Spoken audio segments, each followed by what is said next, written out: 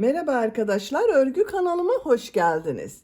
Herkesin yapabileceği bakın çok güzel tığ işi bandana yaptım. Görüntüsü bakın çok güzel arkadaşlar, çok da kolay. Bu model bandanayı herkes yapabilir. Bu yıl bandana çok moda arkadaşlar. Siz de bu bandanadan yaparak çocuklarınıza, torunlarınıza, komşu kızlarına bu şekilde yaparak hediye edebilirsiniz. Kendiniz için de yaparak kullanabilirsiniz arkadaşlar. Yeni doğan bebeğe de uygun. 3, 4, 5 yaş, her yaş kız çocuklarınıza ve yetişkinler için de uygun bir model. Bandana örgüsüne buradan sihirli halka yaparak başlıyoruz. Arttırmalar yaparak istediğiniz ölçüde büyütebilirsiniz. Ben bugün bunu 3-4 yaş bir kız çocuk için yaptım. Siz daha küçük veya daha büyükler için de dediğim gibi arttırmaları az veya çok yaparak yapabilirsiniz. Bu bandana örgüsünde iplik olarak ana renk olarak beyaz renkli iplik kullandım. Bu ipliği kullandım arkadaşlar. İplik üzerinde 100 gram 240 metre yazıyor. Çok iplik kullanmıyoruz arkadaşlar. Böyle bir yumaktan ben 3 bandana yaptım. Renkli iplik olarak da istediğiniz renk iplikleri kullanabilirsiniz. Ben bu renk bir pembe iplik kullandım. Çok az miktardaydı arkadaşlar. Çok az miktarda bakın pembe renkli iplik kullandım. Yeşil renkli iplik olarak da bu ipliği kullandım. Siz tercihinize göre bu bandana örgüsünde her marka iplik ve renkleri kullanarak yapabilirsiniz. Koton iplikler ile çok güzel oluyor arkadaşlar. Tığ olarak 5 numara 3 milimetre tığ kullandım. Benim elim çok sıkı değil. Benim yaptığım tığ işi örgüler yumuşak oluyor. Sizin eliniz sıkıysa 3,5-4 milimetre tığ kullanırsanız çok daha güzel olur. İplik tığı hazırlayalım. Hep birlikte bu kolay ve güzel saç bandanası örgüsüne başlayalım. Örgü kanalıma abone değilseniz abone olmayı unutmayın lütfen. İzlediğiniz videolarıma beğeni ve yorumlarınızı da yaparsanız çok sevinirim arkadaşlar. Sizlerden gelen beğeni ve yorumlar örgü kanalımın devamlılığı için çok önemli. Beğeni ve yorumlarıyla destek olan bütün arkadaşlara ayrıca teşekkür ederim. Hepinize kolay gelsin. İyi çalışmalar.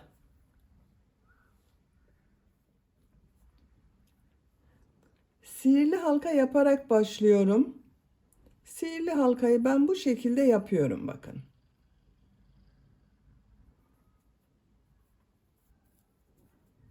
Zincir yaptım, sağlamlaştırdım. 3 zincir yapıyorum. Sihirli halka içine 2 trabzan yapıyorum. Bu yaptığım 3 zincir ile birlikte bakın 3 trabzan oldu. 2 zincir yapıyorum. Sihirli halka içine 3 trabzan yapıyorum.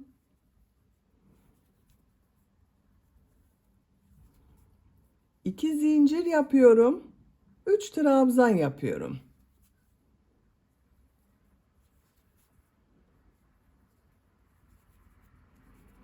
Bakın 3 trabzan yaptım. 2 zincir yaptım. 3 trabzan yaptım. 2 zincir yaptım. 3 trabzan yaptım. İplik ucunu çekiyorum. Bakın şu şekilde iplik ucunu çekiyorum. İplik ucunu sağlamlaştırıyorum. Bakın buraya alıyorum. Zincir yapıyorum. 3 zincir yapıyorum. Bakın 1 2 3. Tığ üzerine iplik alıyorum. Örgüyü çeviriyorum. Bu yaptığım 2 zincir üzerine 3 trabzan, 2 zincir, 3 trabzan yapıyorum.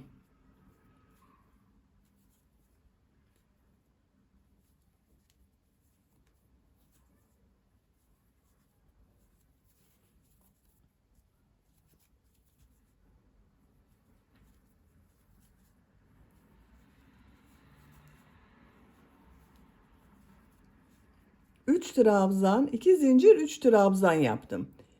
5 zincir yapıyorum. Tığ üzerine iplik alıyorum. Bu 2 zincir üzerine 3 trabzan, 2 zincir, 3 trabzan yapıyorum.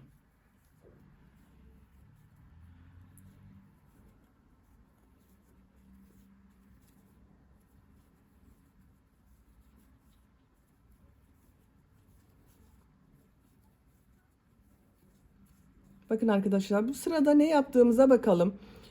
3 zincir yaptım, geriye döndüm. Bu 2 zincir üzerine 3 trabzan, 2 zincir, 3 trabzan yaptım. Arada 5 zincir yaptım. Bu 2 zincir üzerine 3 trabzan, 2 zincir, 3 trabzan yaptım. 3 zincir yapıyorum. Örgüyü çeviriyorum.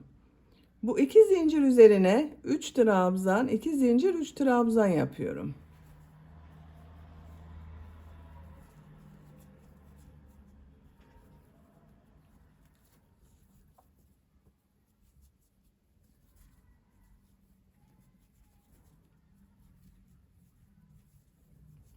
Üç trabzan, 2 zincir, 3 trabzan yaptım. 5 zincir yapıyorum. Bu yaptığım 5 zincirin bakın ortasına bir sık iğne yapıyorum. 5 zincir yapıyorum. Bu 2 zincir üzerine 3 trabzan, 2 zincir, 3 trabzan yapıyorum.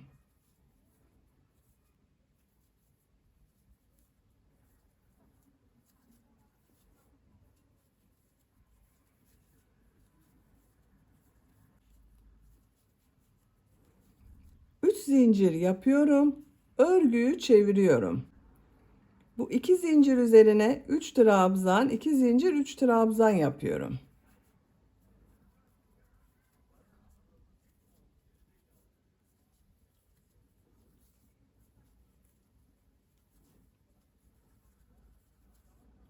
Beş zincir yapıyorum. Bu 5 zincir ortasına sık iğne yapıyorum. 5 zincir yapıyorum. Bu 5 zincir ortasına sık iğne yapıyorum. 5 zincir yapıyorum. Bu 2 zincir üzerine 3 trabzan, 2 zincir, 3 trabzan yapıyorum.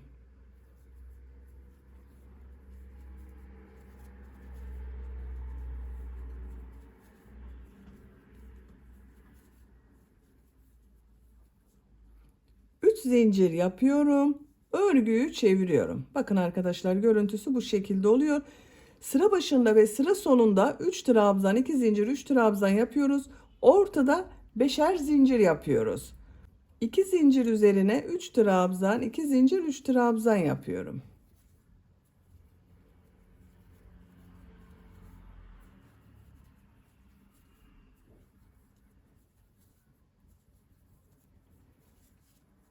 Beş zincir yapıyorum. Sık iğne yapıyorum. 5 zincir yapıyorum. Sık iğne yapıyorum. 5 zincir yapıyorum. Sık iğne yapıyorum. 5 zincir yapıyorum. 3 trabzan, 2 zincir, 3 trabzan yapıyorum.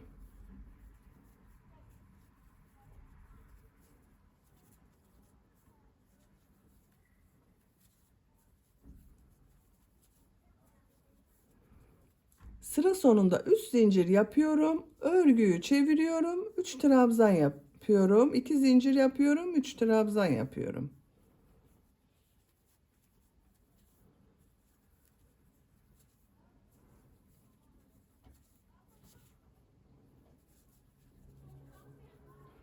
Beş zincir yapıyorum. Sık iğne yapıyorum. Bakın arkadaşlar. Görüntüsü bu şekilde oluyor. File görüntüsü elde ediyoruz bakın ortada. Sıra başında ve sıra sonunda 3 trabzan, 2 zincir, 3 trabzan yapıyoruz. Ortalarda bu file yaptığımız yerde beşer zincir yapıp sık iğne yapıyoruz. Tercihinize ve yapacak olduğunuz çocuğun veya yetişkinin büyüklüğüne göre bu arttırma sıralarını istediğiniz kadar yaparak devam edelim. Bandana örgüsünü yapacağım ölçüye kadar tamamladım arkadaşlar. Kaç sıra yaptığımı sayıyorum. Bakın bu başlangıçtan itibaren sayıyorum. 2, 4, 6, 8, 10, 12, 14, 16, 18, 20, 21 sıra oldu. Ben çocuk için yapıyorum. Bu yükseklikte yaptım arkadaşlar. Siz tercihinize göre bunu birkaç sıra devam ederek yetişkinler için yapabilirsiniz. Veya daha az sayıda yaparak daha küçük bebekleriniz için yapabilirsiniz. Şimdi burada bir ip kordon yapıyorum ben. Bağlamak için ip kordon yapıyorum.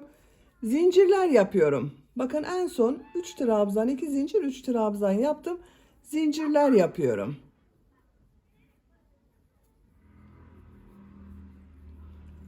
...45 zincir yaptım arkadaşlar. Bakın çok sıkı zincirler yapmadım. Bu 45 zincirin kaç santimetre olduğunu ölçüyorum. 21 santimetre zincir uzunluğu yaptım. Siz tercihinize göre daha uzun da zincir yapabilirsiniz arkadaşlar. Şimdi bu zincirler üzerine ilmek kaydırma yapıyorum.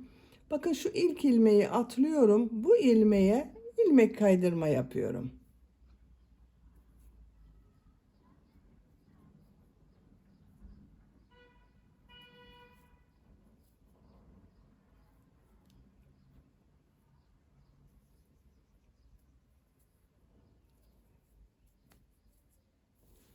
Sıra sonuna kadar devam edelim. Zincirler üzerine ilmek kaydırma yaparak tamamladım. Görüntüsü bakın bu şekilde oldu. Son ilmeğe de ilmek kaydırma yaptım arkadaşlar. Bu son yaptığım ilmeği bakın bu 3 trabzan 2 zincir 3 trabzan yaptım. Bu 2 zincir üzerine bir sık iğne yapıyorum. Bakın birleştirdim. Birleştirme yaptığım yerin görüntüsü bu şekilde. Burada 3 trabzan üzerine sık iğne yapıyorum. Sık iğne sırası yapıyoruz. Bakın bu yaptığım 5 zincirler üzerine 4'er sık iğne yapıyorum. Buraya 4 sık iğne yapıyorum.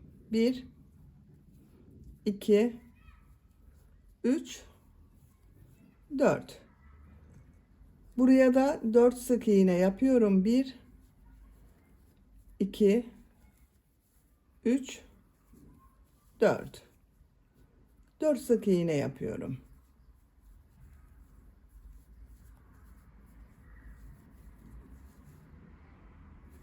Sıra sonuna kadar devam edelim. Buraya kadar bakın tamamladım. Görüntüsü bu şekilde oldu. Bu 3 ilmeğe sık iğne yapıyorum. Bu 2 zincir üzerine bir sık iğne yapıyorum. Buraya da ip kordon yapacağız arkadaşlar. Bunu kaç zincir yaptıysanız buraya da aynı sayıda zincir yapıyoruz. 45 zincir yapalım. 45 zincir yaptım. İlmek kaydırma yapıyorum. Bakın bir ilmek atlıyorum. İlmek kaydırma yapıyorum.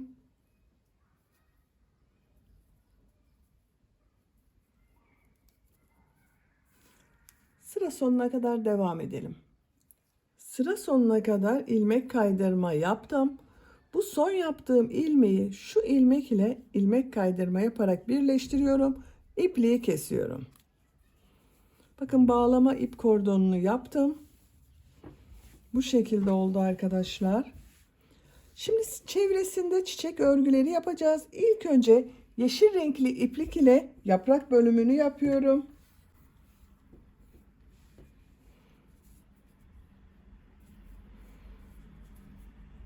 Bakın şu ilmeğe ipliği bağlıyorum. Buradan ilmek yapıyorum. 2 zincir yapıyorum. Bu dönüşlerde bakın 3 zincir yaptığım bir yer var. Buraya yaprak bölümlerini yapıyorum. Şu şekilde bakın trabzan yapıyor gibi çıkardım. Tığ üzerinde 3 ilmek var. 2 ilmekten çekiyorum. Tığ üzerinde 2 ilmek var. Burada bekletiyorum. Tekrar tığ üzerine iplik alıyorum. Aynı yerden trabzan yapıyor gibi aldım. Tığ üzerinde bakın 4 ilmek var. 2 ilmekten çekiyorum. Tekrar iplik alıyorum. 3 ilmekten çekiyorum. 2 zincir yapıyorum. Aynı yere bu yaptığımız gibi bir model daha yapıyoruz bakın. 2 ilmekten çektim. Tığ üzerinde 2 ilmek var. Bekletiyorum. Tekrar tığ üzerine iplik alıyorum. İplik aldım. 2 ilmekten çekiyorum. Tığ üzerinde 3 ilmek var. 3'ün içinden bir defa da çekiyorum. Bakın görüntüsü bu şekilde oldu. 3 zincir yapıyorum. Çok sıkı yapmıyorum arkadaşlar zinciri. Bu 3 zincir üzerine de burada yaptığım gibi yine aynı şekilde yapıyorum.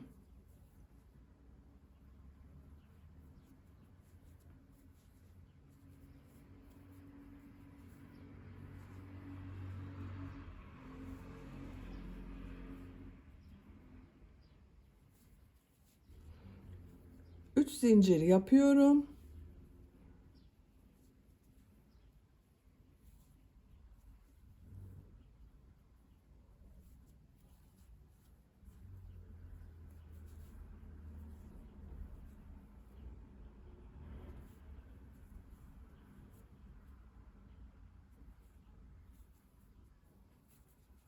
Bakın bu şekilde oluyor.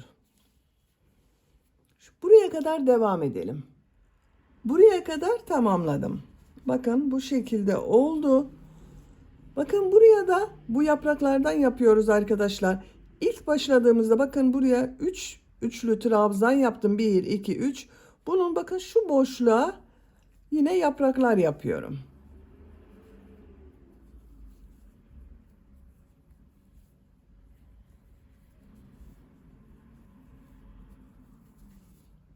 Üç zincir yapıyorum. Bakın şuraya da bu iki trabzan arasında olan bakın şu boşluğa da şu ilmeğe de yaprak yapıyorum yine.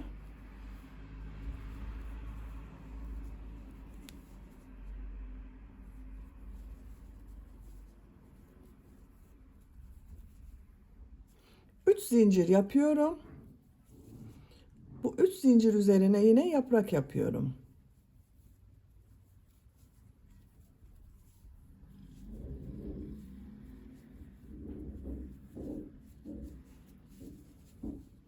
Buranın görüntüsü bakın bu şekilde oldu. Sıra sonuna kadar devam edelim. Buraya kadar yaprak bölümünü yaptım. Son yaprağı bakın şuraya yapıyorum arkadaşlar. Şu 3 zincir üzerine yaprak bölümü yapıyorum.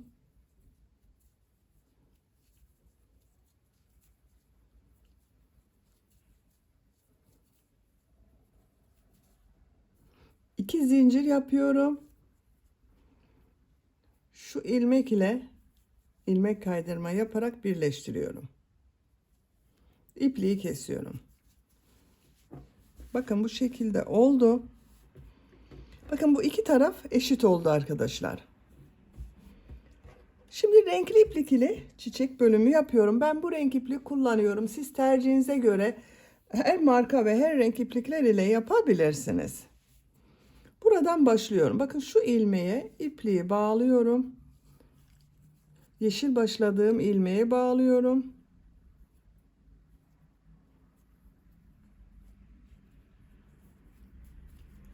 İki zincir yapıyorum.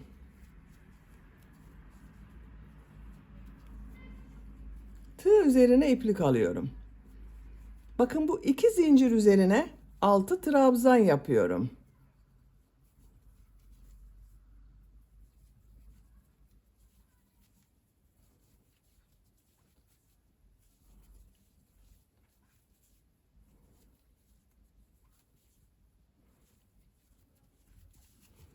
Altı trabzan yaptım. Bir zincir yapıyorum. Bu üç zincirli boşluğa sık iğne yapıyorum. Bir zincir yapıyorum. Buraya 6 trabzan yapıyorum.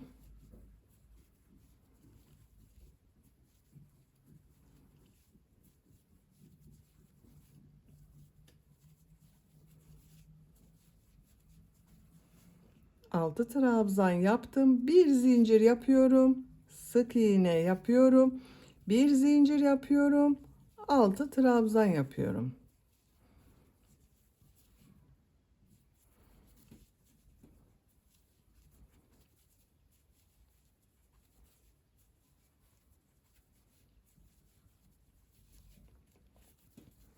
Bir zincir yapıyorum. Sık iğne yapıyorum. Bakın bu şekilde oluyor. Sıra sonuna kadar devam edelim. Sıra sonuna kadar tamamladım. Son modeli de 6 trabzan yaptım. 2 zincir yapıyorum. Bu ilmek ile ilmek kaydırma yapıyorum. İpliği kesiyorum.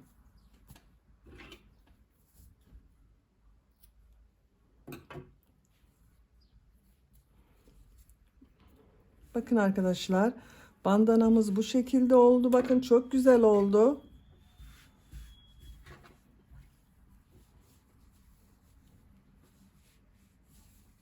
Gördüğünüz gibi çok da kolay arkadaşlar. Ölçülerini söylüyorum. Bakın bu orta noktadan yüksekliğini ölçüyorum. 23 santimetre. Ben bugün küçük bir kız çocuğu için yaptım. Bakın bu şekilde oldu. Çok güzel oldu arkadaşlar. Beni dinlediğiniz ve izlediğiniz için hepinize çok teşekkür ederim. Örgü kanalıma abone değilseniz abone olmayı unutmayın lütfen. İzlediğiniz videolarıma beğeni ve yorumlarınızı da yaparsanız çok sevinirim arkadaşlar. Sizlerle yeni örgülerde görüşmek dileğiyle. Hoşça kalın, sevgiyle kalın.